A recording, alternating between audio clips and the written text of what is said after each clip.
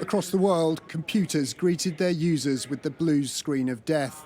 Unable to start systems locked in recovery mode, airport check-ins, railway stations, payment systems, health services and broadcasters were severely disrupted, including Sky News. A major global IT outage is impacting many of the world's largest companies, including us here at Sky News.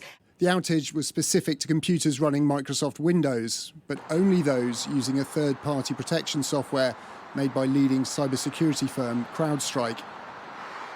Inadvertently triggering what may be the largest IT outage in history led to a frank apology from its CEO. We're deeply sorry for the impact that we've caused to customers, to travelers, to anyone affected by this, including our companies. So we know what the issue is. We're resolving and have resolved the issue now. It's recovering systems that are out there. Despite CrowdStrike's transparency and speed at issuing a fix, global disruption was inevitable.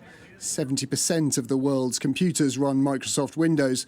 CrowdStrike makes some of the most popular security products for them. It could take painfully long to recover. We're definitely seeing one of the largest prolonged impacts, and certainly with the largest consequences for restoration. You know, this is not an easy process to put back together again. Where this has affected all the endpoint devices, which are now all over the world, millions of them. Someone's got to get to that laptop and actually sit in front of it and boot into it and reboot it, and that is a lot of work. It's going to take a lot of time. It could have been worse. Linux and Mac software were unaffected. Core IT for cloud computing, critical infrastructure and the internet soldiered on. The impacts of this IT meltdown are virtually indistinguishable from a large-scale cyber attack and raise exactly the same questions about how vulnerable our society is when it's reliant on proprietary digital infrastructure made by just a handful of big tech companies, and how best to recover when something goes wrong with one of their products.